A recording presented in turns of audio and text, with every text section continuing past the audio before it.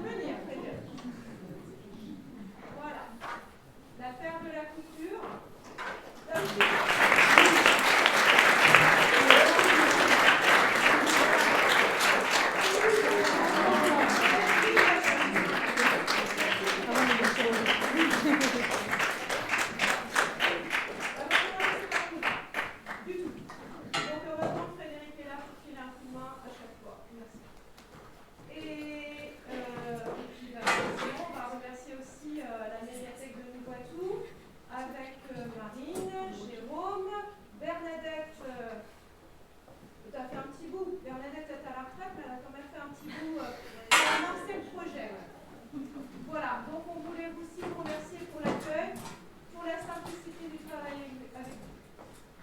Merci beaucoup.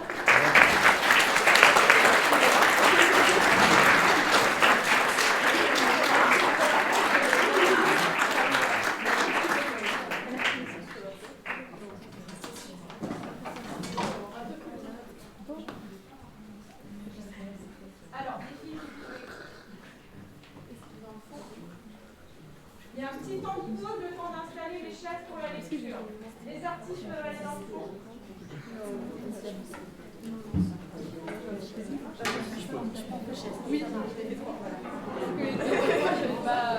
Les ateliers, les filles d'atelier, s'il vous plaît, les chaises.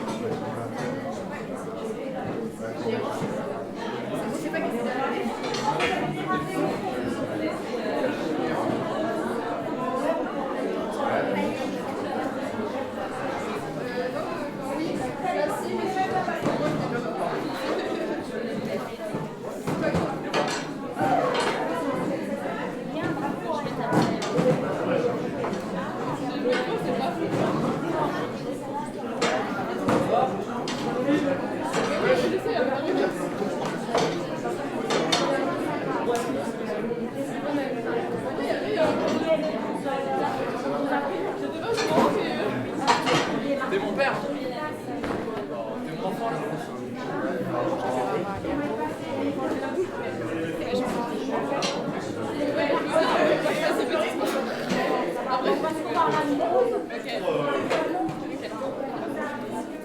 Faut se freiner en bas.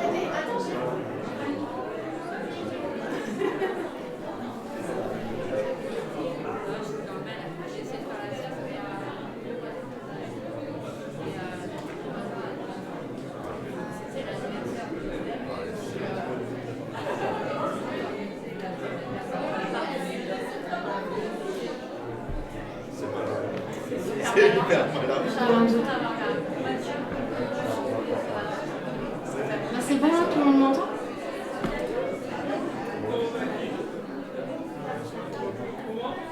Est-ce que tout le monde m'entend?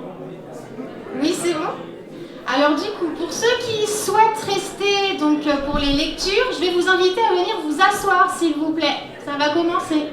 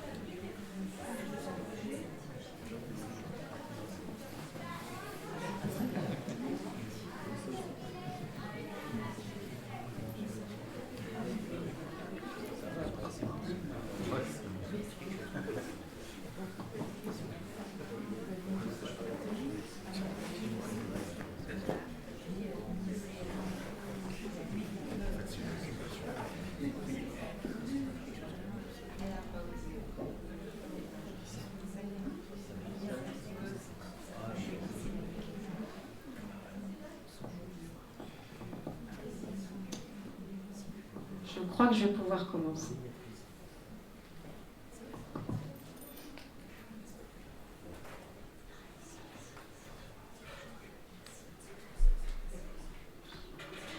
Le chat noir par Edgar Allan Poe. Relativement à la très étrange et pourtant très familière histoire que je vais coucher par écrit, je n'attends ni ne sollicite la créance. Vraiment, je serais fou de m'y attendre dans un cas où mes sens eux-mêmes rejettent leur propre témoignage. Cependant, je ne suis pas fou, et très certainement je ne rêve pas. Mais demain je meurs, et aujourd'hui je voudrais décharger mon âme. Mon dessein immédiat est de placer devant le monde, clairement, succinctement et sans commentaire, une série de simples événements domestiques. Dans leurs conséquences, ces événements m'ont terrifié, m'ont torturé, m'ont anéanti. Cependant, je n'essaierai pas de les élucider. Pour moi, ils ne m'ont guère présenté que de l'horreur. À beaucoup de personnes, ils paraîtront moins terribles que baroques. Plus tard, peut-être, il se trouvera une intelligence qui réduira mon fantôme à l'état de lieu commun. Quelque intelligence plus calme, plus logique et beaucoup moins excitable que la mienne, qui ne trouvera, dans les circonstances que je raconte avec terreur, qu'une succession ordinaire de causes et d'effets très naturels. Dès mon enfance, j'étais notée pour la docilité et l'humanité de mon caractère. Ma tendresse de cœur était même si remarquable qu'elle avait fait de moi le jouet de mes camarades.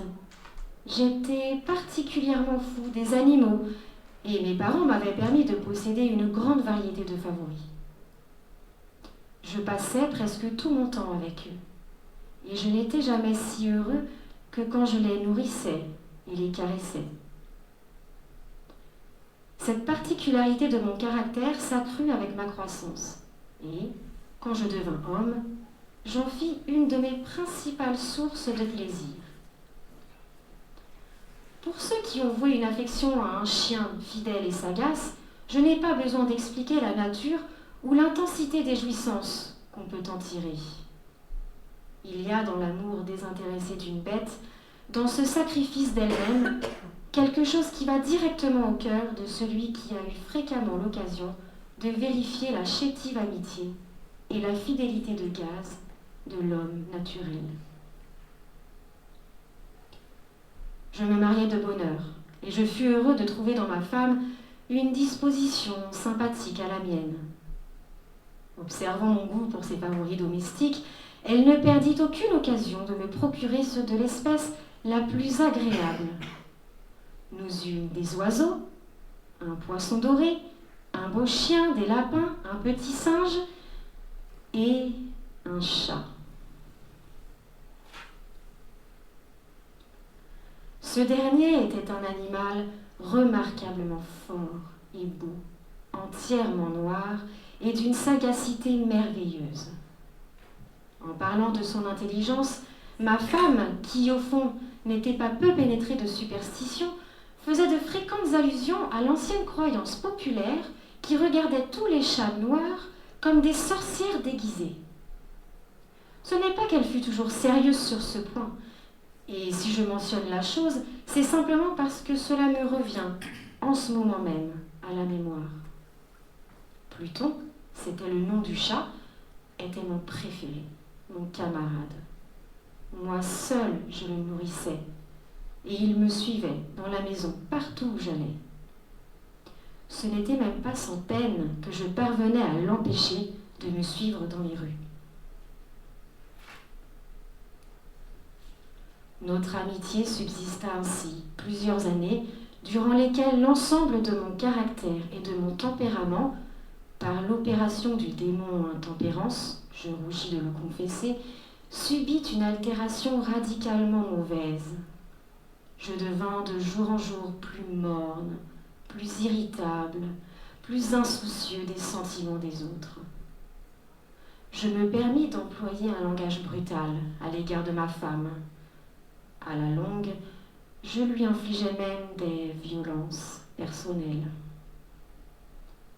Mes pauvres favoris, naturellement, durent ressentir le changement de mon caractère. Non seulement je les négligeais, mais je les maltraitais. Quant à Pluton, toutefois, j'avais encore pour lui une considération suffisante qui m'empêchait de le malmener, tandis que je n'éprouvais aucun scrupule à maltraiter les lapins, le singe, et même le chien, quand, par hasard ou par amitié, il se jetait dans mon chemin. Mais mon mal m'envahissait de plus en plus, car quel mal est comparable à l'alcool? Et à la longue, Pluton lui-même, qui maintenant se faisait vieux et qui naturellement devenait quelque peu maussade, Pluton lui-même commençait à connaître les effets de mon méchant caractère. Une nuit, comme je rentrais au logis très ivre, au sortir d'un de mes repères habituels des faubourgs, je m'imaginais que le chat évitait ma présence. Je le saisis. Mais lui, effrayé de ma violence, il me fit à la main une légère blessure avec les dents. Une fureur de démon s'empara soudainement de moi. Je ne me connus plus. Mon âme originelle sembla tout d'un coup s'envoler de mon corps et une méchanceté hyper diabolique, saturée de djinn, pénétra chaque fibre de mon être. Je tirai de la poche de mon gilet un canif. Je l'ouvris. Je saisis la pauvre bête par la gorge et, délibérément, je fis sauter un de ses yeux de son orbite.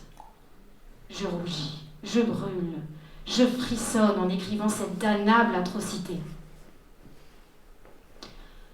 Quand la raison me revint avec le matin, quand j'eus cuvé les vapeurs de ma débauche nocturne, j'éprouvais un sentiment moitié d'horreur, moitié de remords pour le crime dont je m'étais rendu coupable. Mais c'était tout au plus un faible et équivoque sentiment, et l'âme n'en subit pas les atteintes. Je me replongeais dans les excès, et bientôt je noyais dans le vin tout le souvenir de mon action. Cependant, le chat guérit lentement. L'orbite de l'œil perdu présentait, il est vrai, un aspect effrayant. Mais il n'en parut plus souffrir désormais. Il allait et venait dans la maison selon son habitude, mais, comme je devais m'y attendre, il fuyait avec une extrême terreur à mon approche. Il me restait assez de mon ancien cœur pour me sentir d'abord affligée de cette évidente antipathie de la part d'une créature qui jadis m'avait tant aimée. Mais ce sentiment fit bientôt place à l'irritation. Et alors apparut, comme pour ma chute finale et irrévocable, l'esprit de perversité. De cet esprit, la philosophie ne tient aucun compte.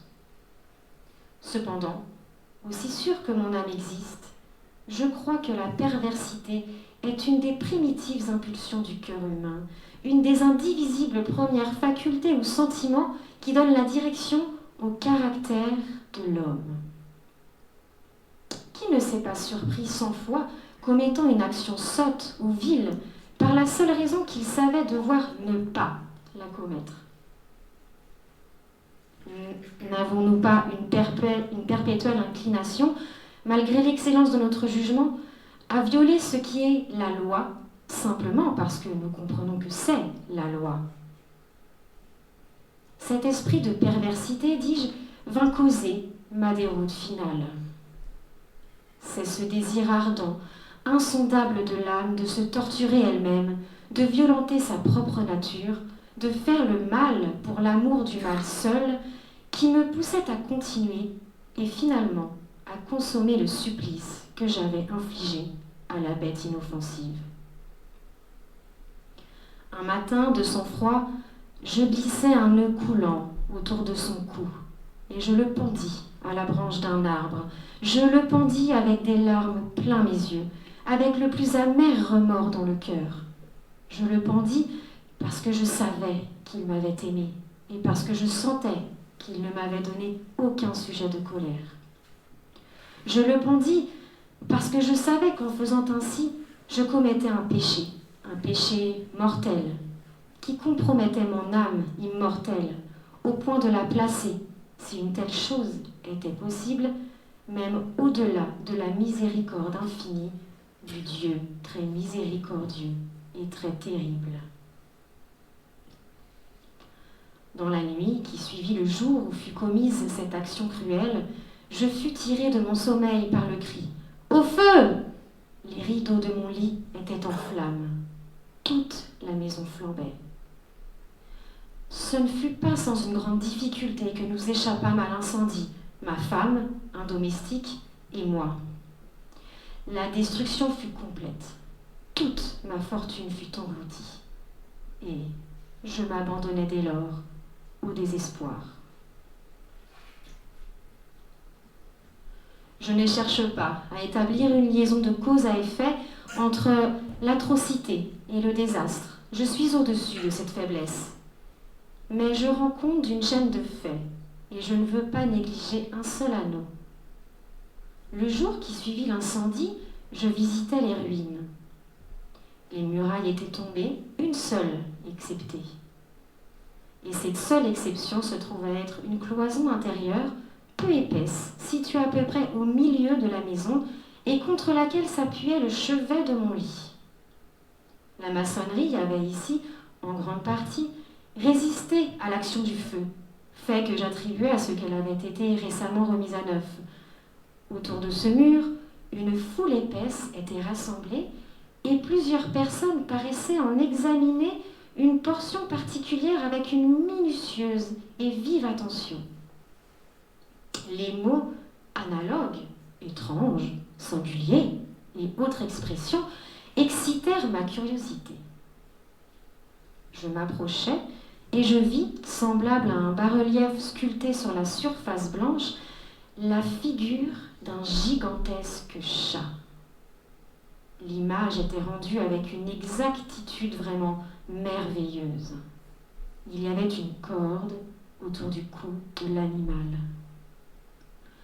Tout d'abord, en voyant cette apparition, car je ne pouvais guère considérer cela que comme une apparition, mon étonnement et ma terreur furent extrêmes.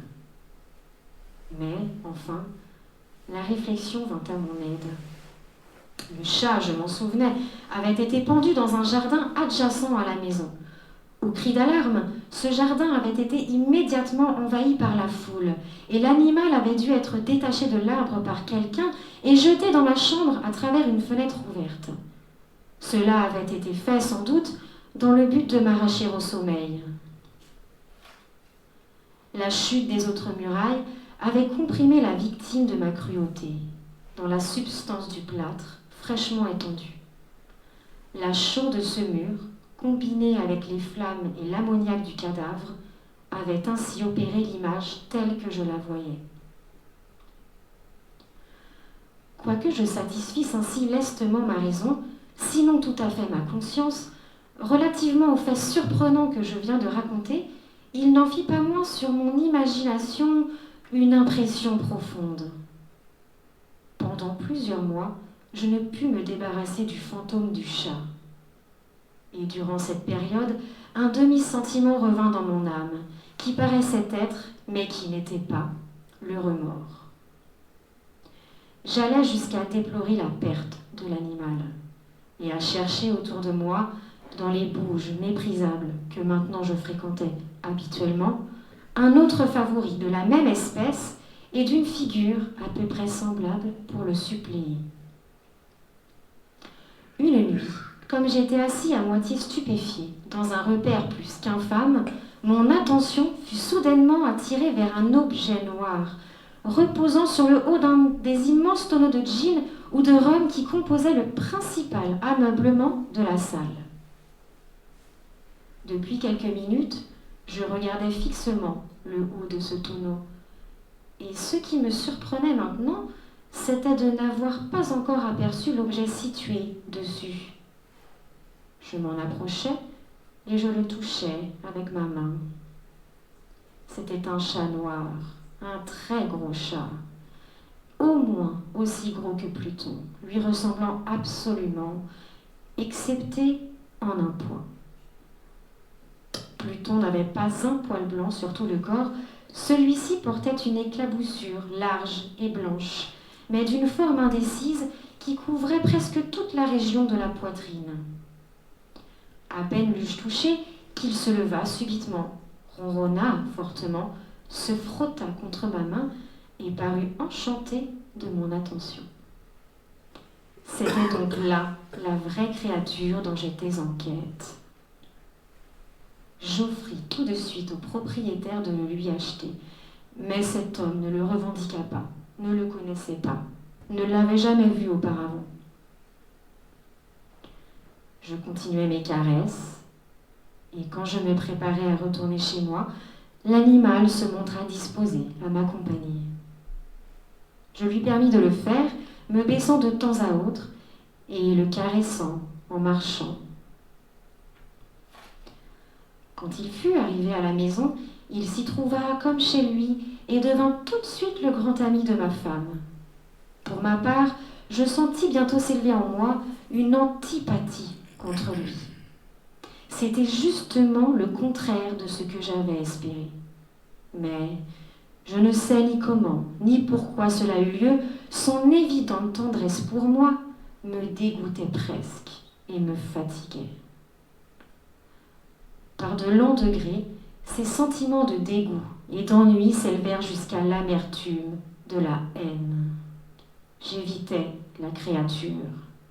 Une certaine sensation de honte et le souvenir de mon premier acte de cruauté m'empêchèrent de la maltraiter. Pendant quelques semaines, je m'abstins de battre le chat ou de le malmener violemment. Mais graduellement, insensiblement, j'en vins à le considérer avec une indicible horreur et à fuir silencieusement son odieuse présence comme le souffle d'une peste. Ce qui ajouta sans doute à ma haine contre l'animal fut la découverte que je fis le matin, après l'avoir amené à la maison, que, comme Pluton, lui aussi avait été privé d'un de ses yeux. Cette circonstance, toutefois, ne fit que le rendre plus cher à ma femme, qui, comme je l'ai déjà dit, possédait à un haut degré cette tendresse de sentiment qui jadis avait été mon trait caractéristique et la source fréquente de mes plaisirs les plus simples et les plus purs. Néanmoins, l'affection du chat pour moi paraissait s'accroître en raison de mon aversion contre lui. Il suivait mes pas avec une opiniâtreté qu'il serait difficile de faire comprendre au lecteur. Chaque fois que je m'asseyais, il se blottissait sous ma chaise ou il sautait sur mes genoux, me couvrant de ses affreuses caresses. Si je me levais pour marcher, il se fourrait dans mes jambes et me jetait presque par terre, ou bien, enfonçant ses griffes longues et aiguës dans mes habits, grimpait de cette manière jusqu'à ma poitrine. Dans ces moments-là, quoique je désirasse le tuer d'un bon coup, j'en étais empêchée, en partie par le souvenir de mon premier crime, mais principalement, je dois le confesser tout de suite, par une véritable terreur de la bête.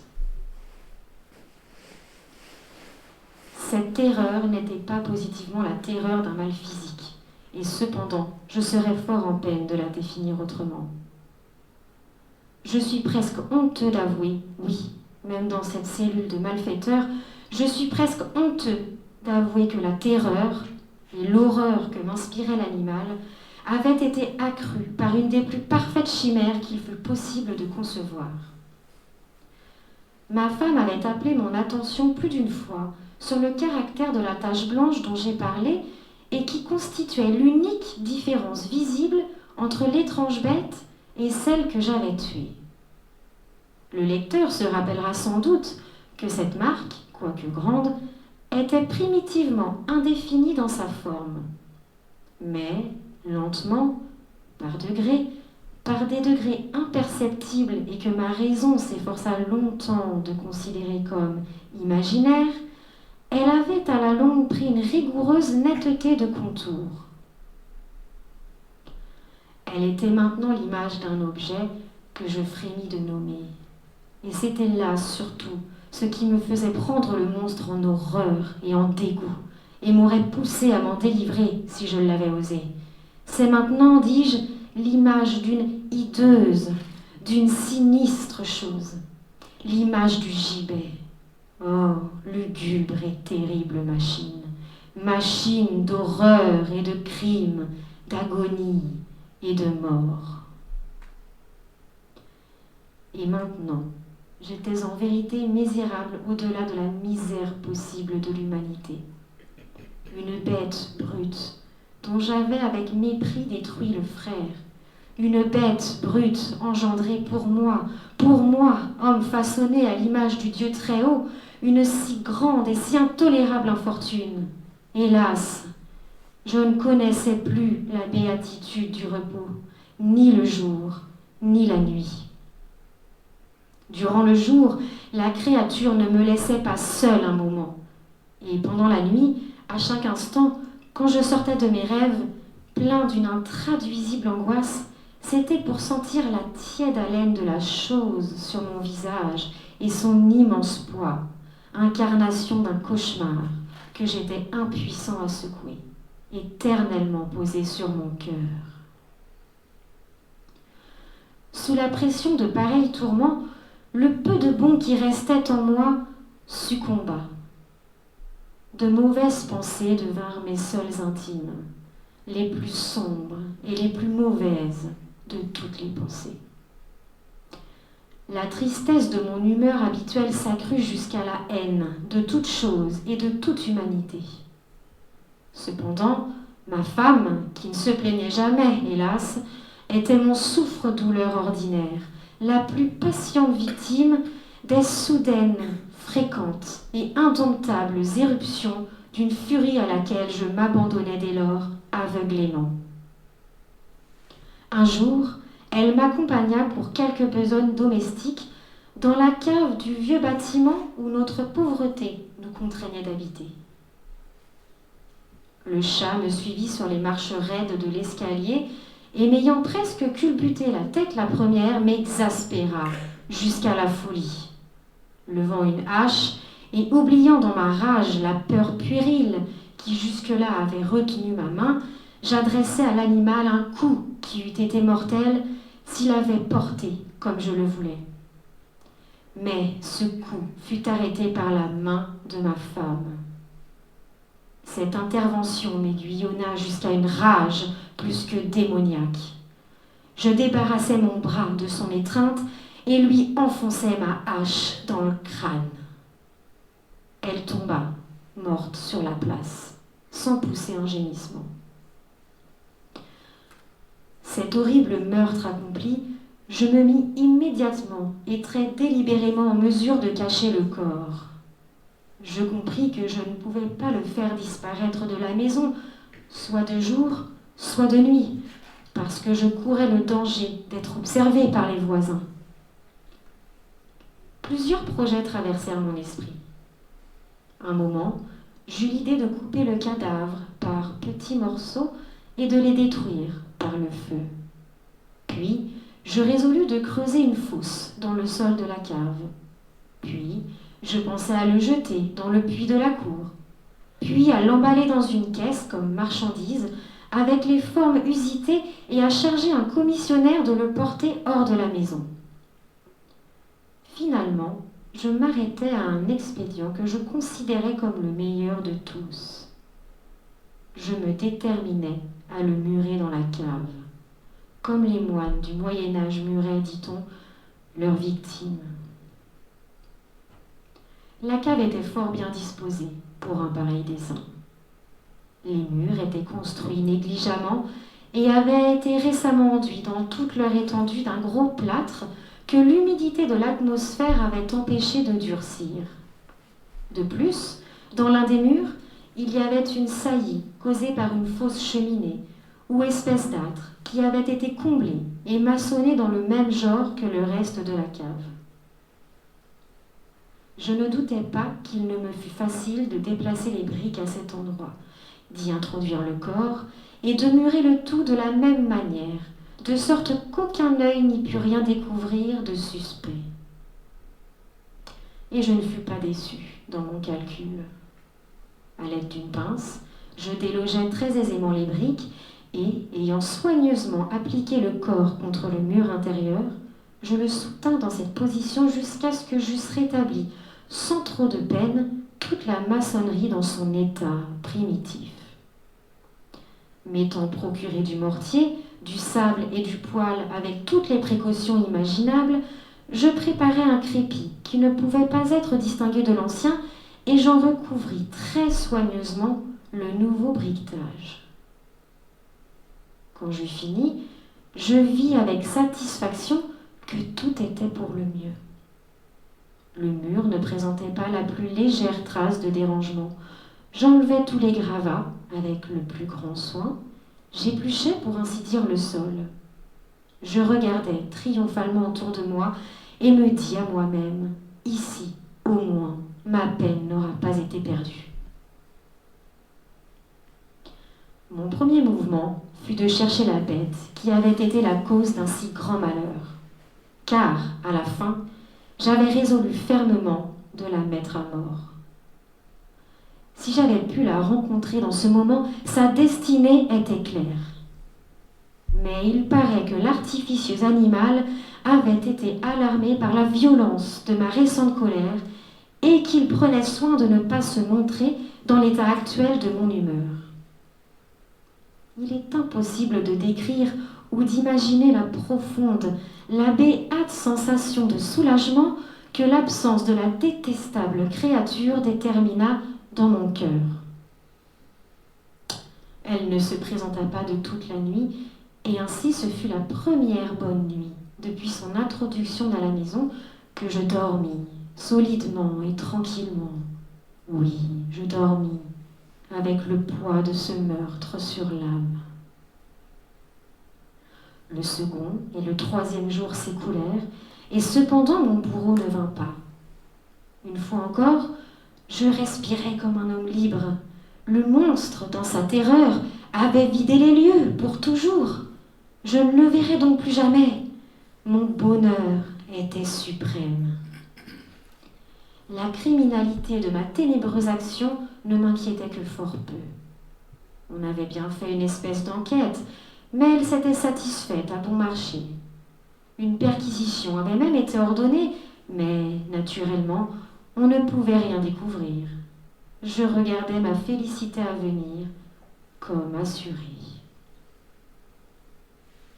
Le 4e jour depuis l'assassinat, une troupe d'agents de police vint très inopinément à la maison et procéda de nouveau à une rigoureuse investigation des lieux. Confiant dans l'impénétrabilité de la cachette, je n'éprouvais aucun embarras. Les officiers me firent les accompagner dans leurs recherches. Ils ne laissèrent pas un coin, pas un angle inexploré. À la fin, pour la 3e ou 4e fois, ils descendirent dans la cave. Pas un muscle en moi ne tressaillit. Mon cœur battait paisiblement, comme celui d'un homme qui dort dans l'innocence. J'arpentais la cave d'un bout à l'autre. Je croisais mes bras sur ma poitrine et me promenais çà et là avec aisance. La police était pleinement satisfaite et se préparait à décamper. La jubilation de mon cœur était trop forte pour être réprimée. Je brûlais de dire au moins un mot, rien qu'un mot, en manière de triomphe, et de rendre 2 fois plus convaincus leur conviction de mon innocence. « Gentlemen, dis-je à la fin, comme leur troupe remontait l'escalier, je suis enchantée d'avoir apaisé vos soupçons. Je vous souhaite à tous une bonne santé et un peu plus de courtoisie. Soit dit en passant, gentlemen, voilà une maison singulièrement bien bâtie. » Dans mon désir enragé de dire quelque chose d'un air délibéré, je savais à peine ce que je débitais. Je puis dire que c'est une maison admirablement bien construite. Ces murs, est-ce que vous partez, gentlemen? Ces murs sont solidement maçonnés. Et ici, par une bravade frénétique, je frappais fortement avec une canne que j'avais à la main, juste sur la partie du briquetage derrière laquelle se tenait le cadavre de l'épouse de mon cœur. Ah, qu'au moins Dieu me protège et me délivre des griffes de l'archidémon.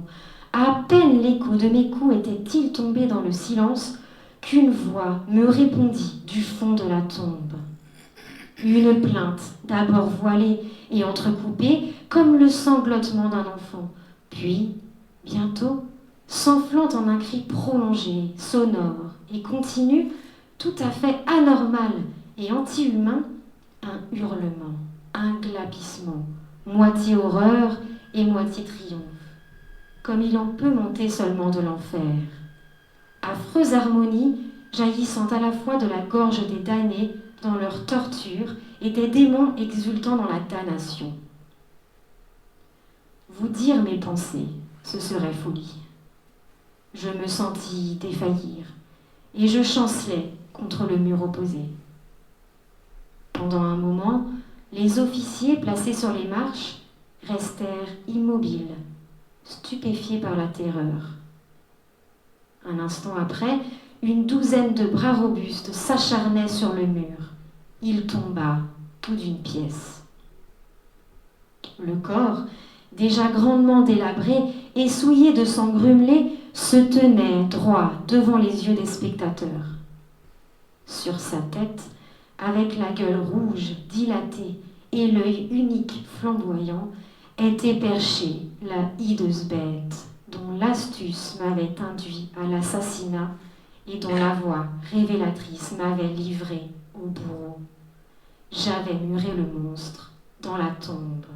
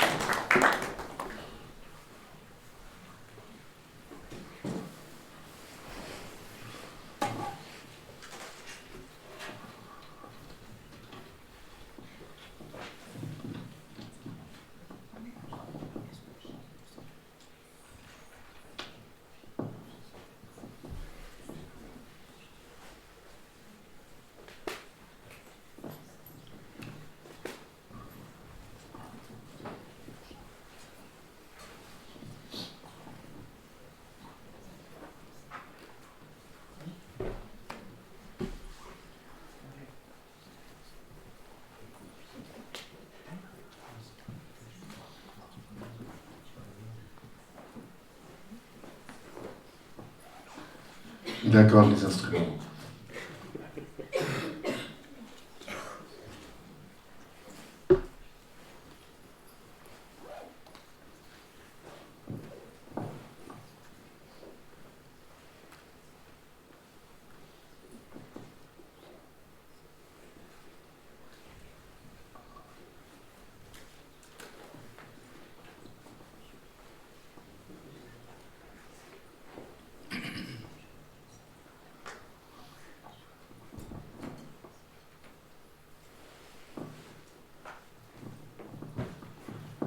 Le molosse. Attends, juste une dernière chose.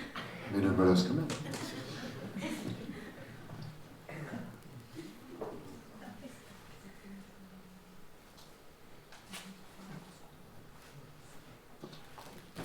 En tout cas, on a le plaisir de vous recevoir et on en a profité pour justement acheter les premiers romans horrifiques de la médiathèque. On en avait déjà eu avant, hein, mais c'est vrai que là, si vous passez à la médiathèque, on a fait une petite collection.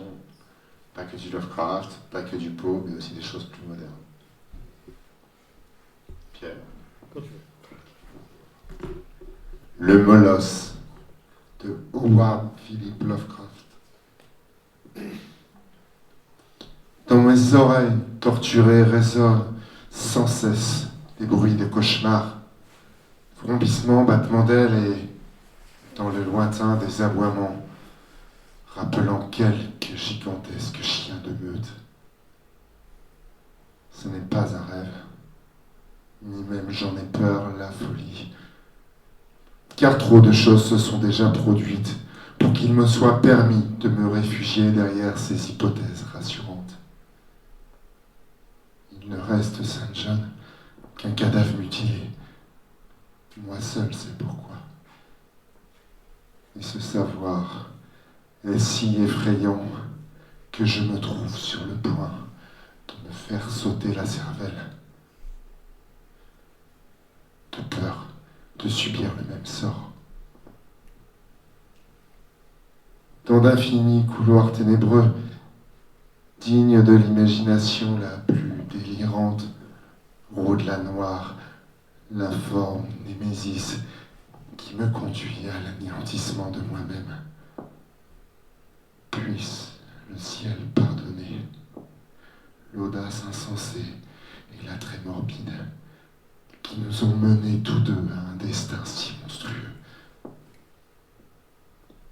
Lassés des préoccupations quotidiennes d'un monde terre-à-terre, où les gens sont même blasés des plaisirs, du romantisme et de l'aventure, Saint John et moi nous tournâmes avec enthousiasme vers tout mouvement esthétique et intellectuel promettant de nous soulager, ne fût-ce que momentanément, de l'ennui qui nous accablait sans relâche. Nous fîmes nôtres les énigmes des symbolistes et les extases des pré-raphaélites dès la naissance de ces courants. Mais chaque fois, les approches inédites se vidaient vite, trop vite, de leur nouveauté et de leurs attraits rafraîchissants. Seule, la sombre philosophie des décadents parvint à nous tenir en haleine. Cependant, pour y trouver notre compte, nous devions nous enfoncer toujours plus loin dans le diabolisme. Baudelaire et Huysmans cessèrent vite de nous passionner, si bien qu'à la fin, il ne nous resta plus qu'à éprouver personnellement les stimuli des aventures et des expériences contre nature. C'est cette épouvantable quête d'émotions qui finit par nous conduire à la détestable entreprise que, même maintenant, malgré la terreur, j'évoque timidement, honteusement. Je parle du blasphème le plus innommable, le plus méprisable que l'on puisse commettre envers l'humanité, le pillage de sépultures. Je ne puis révéler les détails de nos écœurantes expéditions, ni dresser la liste, même partielle, des pires trophées ornant l'épouvantable musée que nous nous ménageâmes dans la grande maison de pierre que nous occupions ensemble, sans domestique.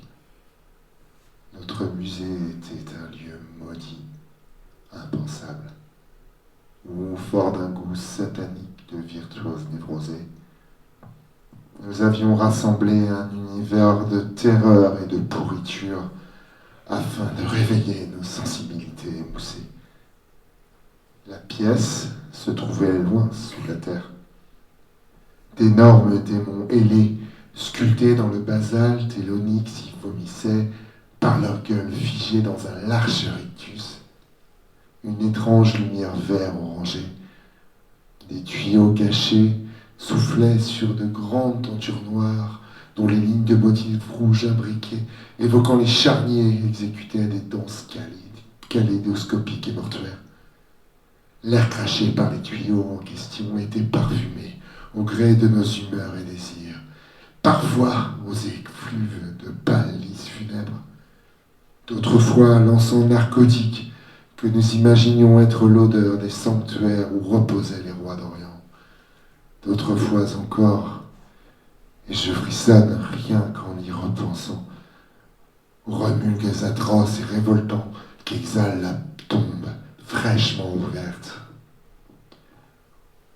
Au mur de cette salle repoussante, les boîtes contenaient d'antiques momies, et elles alternaient avec de beaux corps qui donnaient l'impression d'être en vie, tant leur emboulement était parfait, et avec des pierres tombales, dérobées dans les plus vieux cimetières du monde. Ici et là, des crânes de formes diverses et des têtes préservées à différents stades de décomposition étaient exposées dans des niches. Il y avait aussi bien des crânes pourrissants et chauves de nobles célèbres que des têtes toutes fraîches, éblouissantes de blondeur, d'enfants tout juste enterrés. Et nous avions aussi des statues et des tableaux représentant tous des sujets haïssables et dont certains étaient l'œuvre de Saint John ou de moi-même.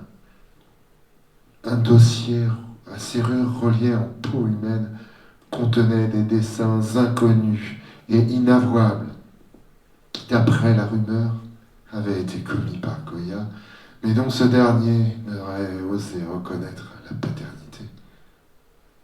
Et il y avait des instruments de musique, des cordes, des cuivres, des bois, dont le point commun était qu'ils vous soulevaient tous l'estomac. Il nous arrivait, à Saint John et moi, d'en tirer des dissonances d'une exquise morbidité et d'une horreur démoniaque. Enfin, dans une multitude de placards d'ébène marquetés, reposait la plus incroyable et la plus inimaginable collection de trophées recueillis dans des tombes, jamais rassemblés par un esprit dérangé et pervers. C'est de ce butin en particulier que je ne souhaite pas parler. Dieu merci. J'ai trouvé le courage de le détruire bien avant d'avoir l'idée de me détruire moi-même.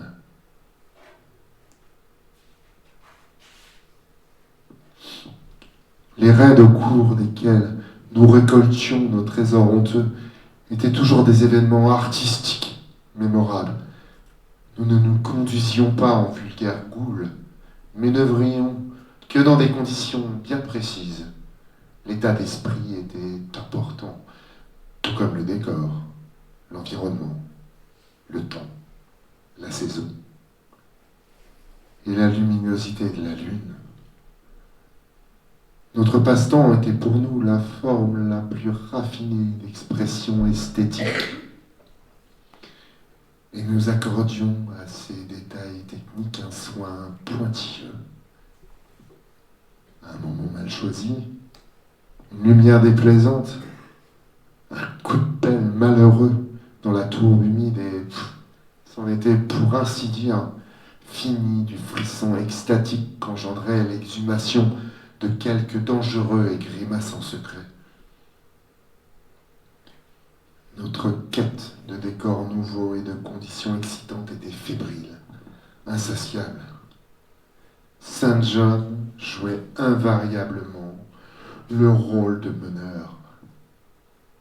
Et ce fut lui, en fin de compte, qui nous conduisit jusqu'à cet endroit maudit et moqueur où se scella notre destin, aussi terrible qu'implacable.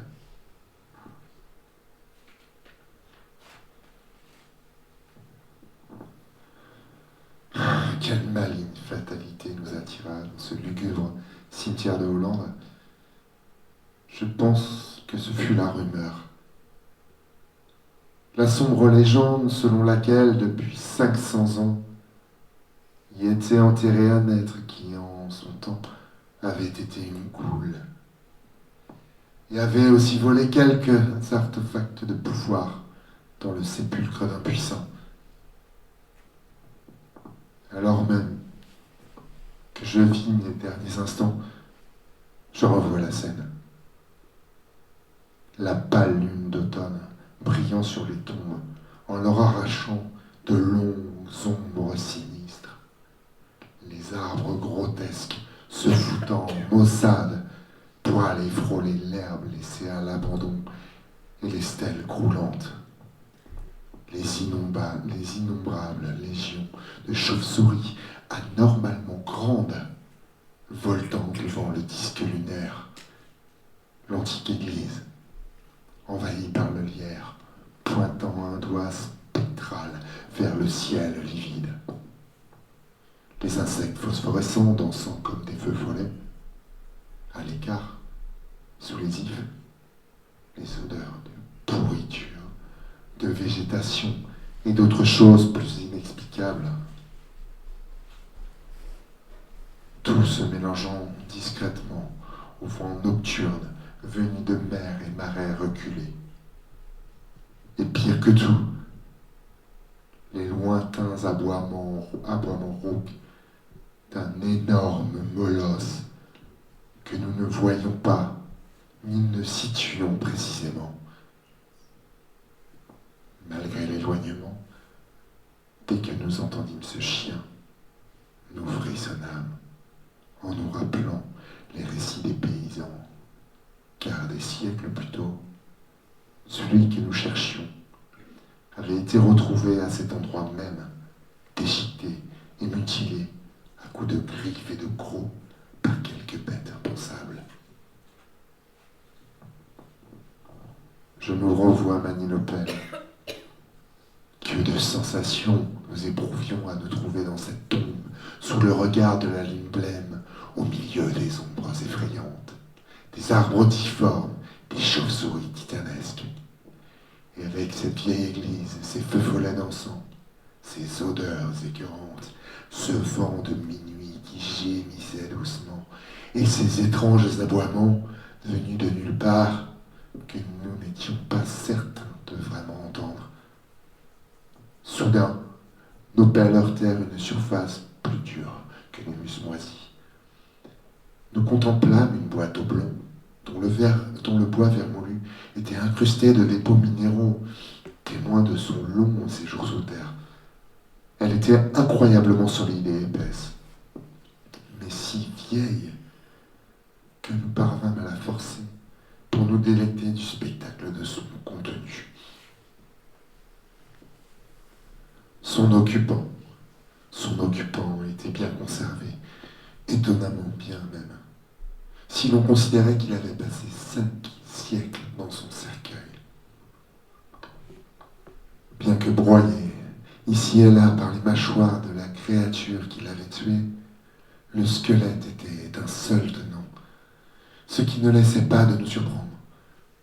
Nous exultâmes en découvrant son crâne propre et blanc, avec ses longues dents et ses orbites vides, où jadis ses yeux avaient brûlé d'une fièvre morbide semblable à la nôtre. Au fond de la bière reposait une amulette de forme curieuse et exotique. Selon toute apparence, le dormeur l'avait portée autour du cou. Elle représentait de manière bizarrement stylisée une créature ailée et établie, un chien ou un sphinx au visage semi-canin. La sculpture du petit bijou de jade vert était exquise dans un antique style oriental. L'expression de ses traits était repoussante à l'extrême car elle évoquait à la fois la mort, la bestialité et le mal. Sur le pourtour de sa base étaient gravés des caractères que ni Saint John ni moi ne pûmes identifier. Dessous, tel le sceau d'un fabricant, était dessiné un crâne formidable de difformité. À peine avions-nous posé les yeux sur cette amulette que nous éprouvâmes le désir ardent de la posséder. Ce bulletin était notre récompense logique et suffisante pour avoir pillé cette tombe séculaire. Nous l'aurions désiré quand bien même sa silhouette ne nous aurait rien rappelé, mais en y regardant de plus près, nous vîmes qu'elle ne nous était pas tout à fait étrangère. Si elle était effectivement inconnue de tout amateur sain et équilibré d'art et de littérature, nous identifiâmes en elle une chose évoquée dans le Necronomicon, ouvrage interdit de l'arabe démon Abdul al-Asred, l'effrayant symbole spirituel d'un culte nécrophage de l'inaccessible Leng en Asie centrale. Nous ne reconnûmes que trop bien les sinistres caractéristiques données par le vieux démonologue lorsqu'il décrivait l'obscure manifestation surnaturelle de l'âme des profanateurs et des mangeurs de morts. Nous nous emparâmes donc de l'objet de jade. Jetâmes un dernier regard au crâne blanchi et aux orbites vides de son propriétaire, puis remîmes la tombe dans l'état où nous l'avions trouvée. En repartant au plus vite de ce détestable endroit, l'amulette une fois rangée dans la poche de Saint John, nous eûmes l'impression de voir toutes les chauves-souris s'abattre sur la terre que nous venions juste de fouiller, comme pour y chercher quelque nourriture malsaine et maudite. Mais la blême lune automnale brillait faiblement, si bien que nous ne pouvions être sûrs de nous. De même, le lendemain, alors que notre bateau quittait la Hollande pour regagner notre pays, nous crûmes entendre dans le lointain l'aboiement d'un énorme molosse. Mais le pâle vent automnal soufflait tristement, si bien que nous pouvions être sûrs de nous. Moins d'une semaine après notre retour en Angleterre, des choses étranges commencèrent à se produire. Nous vivions en reclus, seuls, sans amis ni serviteurs. Nous occupions quelques pièces d'un vieux manoir bâti au milieu d'une lande morne et déserte. Il était donc rare qu'un visiteur vienne déranger notre quiétude. Mais désormais, nous étions fréquemment réveillés la nuit par des bruits de tâtonnement, non seulement aux portes, mais aux fenêtres, et aussi bien à l'étage qu'au rez-de-chaussée. Un soir, nous crûmes voir un grand corps opaque obscurcir la fenêtre de la bibliothèque, alors que la lune brillait de l'autre côté. Une autre fois, nous eûmes l'impression d'avoir entendu un bourdonnement ou un battement d'aile non loin.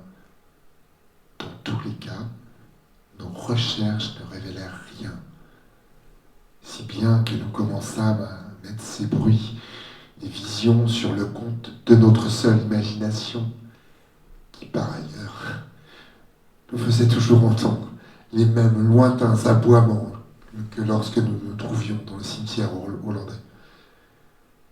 L'amulette de jade reposait dans une niche de notre musée, et il nous arrivait d'allumer devant elle des bougies aux senteurs étranges.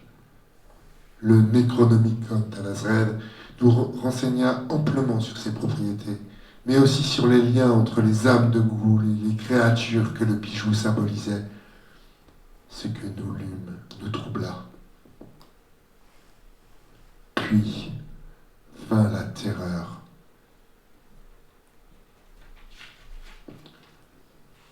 La nuit du 24 septembre, on frappa à la porte de ma chambre. Pensant qu'il s'agissait de Saint John, j'invitai mon visiteur à entrer. Pour toute réponse, j'entendis un rire strident. Il n'y avait personne dans le couloir. J'allais réveiller Saint John, qui jura de rien savoir de l'incident et se montra bientôt aussi inquiet que moi. C'est au cours de cette même nuit que la réalité des aboiements sur la lande devint aussi certaine qu'effroyable.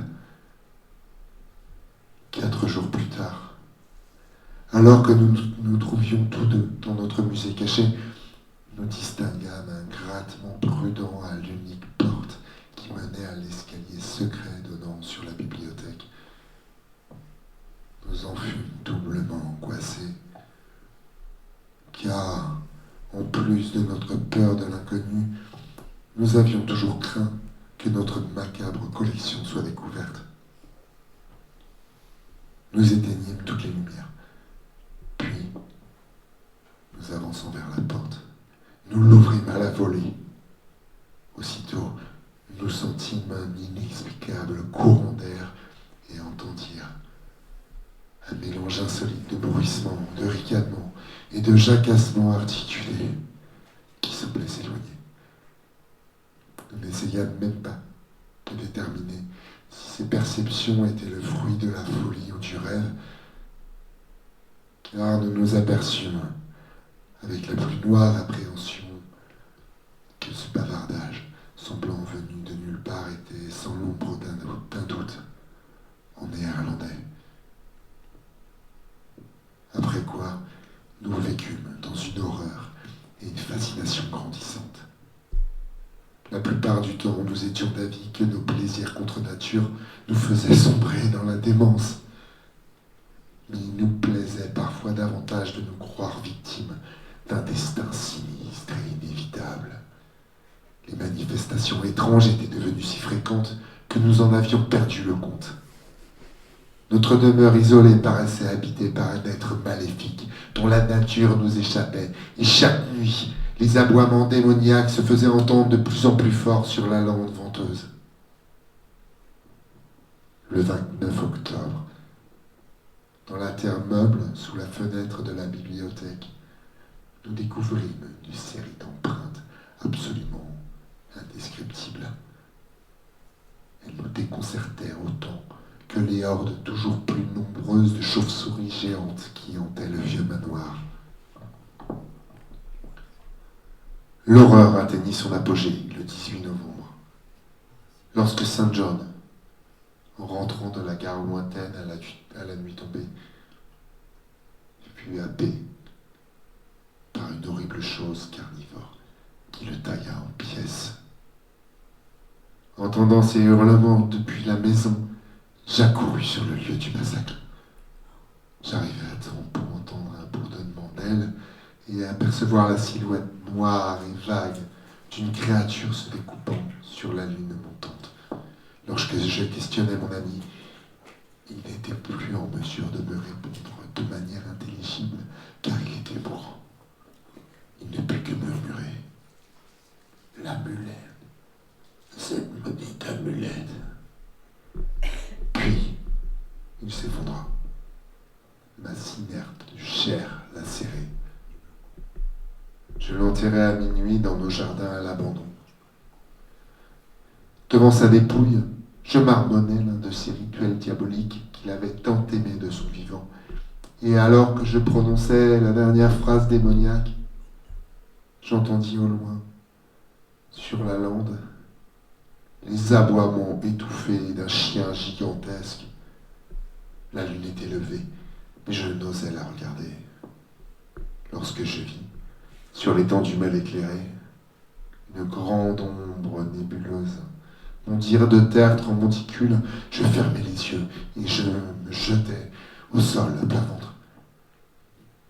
Après m'être relevé, sans savoir combien de temps s'était écoulé, je rentrai, tremblant, titubant, pour aller me prosterner comme un impie devant l'amulette de jade que nous avions si précieusement conservée. Craignant désormais de vivre seul dans notre vieille demeure de la lande, je partis le lendemain pour loin, en emportant l'allumette, dont sans avoir au préalable brûlé, puis enterré le reste de notre collection blasphématoire. Et au bout de 3 nuits, je recommençais à entendre les aboiements, et moins d'une semaine plus tard, je sentais peser sur moi un étrange regard dès qu'il faisait noir. Un soir que je me promenais sur le quai Victoria pour prendre l'air, je vis une forme noire cacher le reflet d'un lampadaire. Sentant souffler une bourrasque plus forte que le vent nocturne, je compris que j'allais bientôt connaître le sort de Saint John. Le lendemain, j'emballai soigneusement l'amulette et embarquai pour la Hollande. J'ignorais si le fait de restituer l'objet au dormeur silencieux allait me valoir la clémence de mon poursuivant, mais je devais au moins essayer toute démarche qui me semblerait un tant soit peu logique. Je ne savais toujours pas vraiment ce qu'était ce chien, ni pourquoi il me poursuivait. Cependant, j'avais entendu ses aboiements pour la première fois dans la vieille nécropole, et tout ce qui avait suivi, y compris les dernières paroles de Saint John, avait contribué à relier la malédiction au vol de l'amulette. C'est pour ça que je sombrais dans le désespoir le plus profond. En m'apercevant, alors que je séjournais dans une auberge de Rotterdam, que des voleurs m'avaient délesté de mon unique planche de salut. Les aboiements furent encore plus forts cette nuit-là. Et le lendemain matin, je lus dans le journal qu'un acte de brutalité sans nom avait été perpétré dans le quartier le plus infâme de la ville. La populace était terrorisée, car s'était abattue sur un taudis une mort rouge qui éclipsait les pires crimes du voisinage. Dans un sordide repère de voleurs, une famille tout entière avait été déchiquetée par une chose inconnue qui n'avait laissé aucune trace. Toute la nuit, les voisins avaient entendu, malgré la clameur habituelle des ivrognes, les grognements rauques et obstinés d'un énorme chien. Je me trouvais donc de retour dans ce cimetière malsain, où la pâle lune d'hiver jetait ses ombres hideuses au milieu des arbres sans feuilles qui se voûtaient, maussades, de l'herbe gelée et des stèles coulantes. L'église, envahie par le lierre, pointait un doigt moqueur vers le ciel menaçant, et le vent nocturne venu de mer et marais gelés hurlait comme un démon. L'aboiement était redevenu lointain. Et cessa tout à fait lorsque je m'approchais de l'antique tombe que j'avais violée et fis fuir la horde anormalement nombreuse de chauves-souris curieuses, voltant autour des lieux.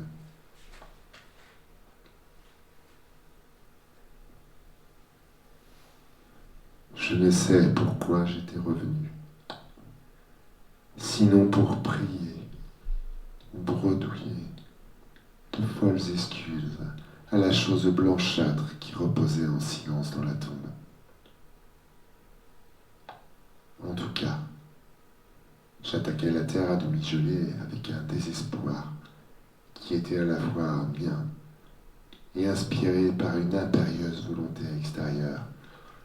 La tâche s'avéra beaucoup plus facile que prévu. À un moment, cependant, un incident bizarre m'interrompit. Un vautour famélique s'abattit du ciel glacé pour picorer frénétiquement la terre retournée. Je dus le tuer d'un coup de pelle. Enfin, j'atteignis la boîte oblongue, vermoulue, dont je retirai le couvercle humide et nitreux. Ce fut là la dernière action rationnelle de ma vie.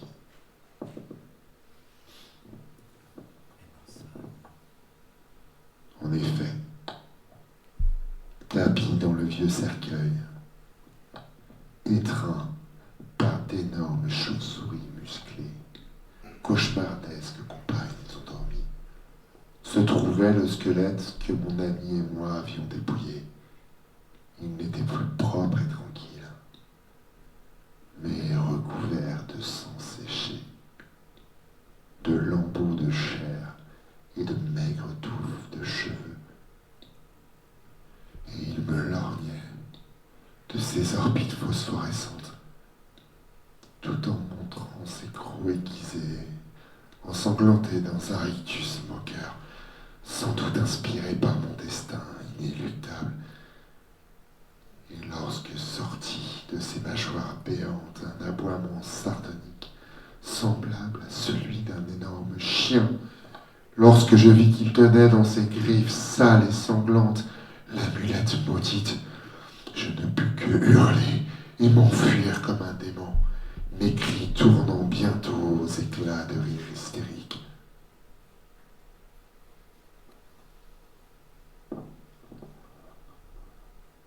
La folie chevauche le vent stellaire. Ses griffes et crocs aiguisés par des siècles de cadavres dégoulinante de mort, à cheval sur une bacchanale de chauves-souris. Jaillit des ruines noires comme la nuit des temples à la gloire de Bélial. À présent que les aboiements de ce monstre, mort et squelettique, se rapprochent, que j'entends les vrombissements et battements furtifs de ses ailes membraneuses, je vais chercher dans la balle de mon revolver l'oubli qui seul me permettra de rester hors d'atteinte de l'innommable.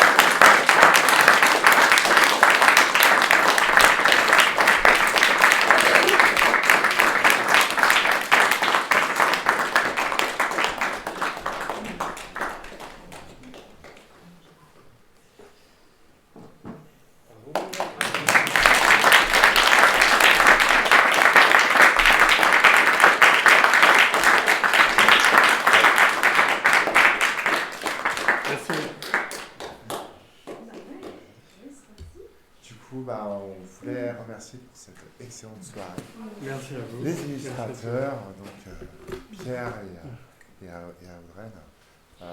Voilà pour cette performance, puisqu'il y a une demi-heure en fait de lecture. Pour nous, ça va, ça passe. Pour vous aussi. Pour eux, c'est une performance de faire des dessins de cette qualité-là en 30 minutes. A priori, oui, pour un dessin en A3, a priori de cette qualité-là, on est plutôt sur 2 heures, voire 3 ou 4, suivant les niveaux de... Donc, on peut saluer la performance. Merci à Pierre et à Audrey.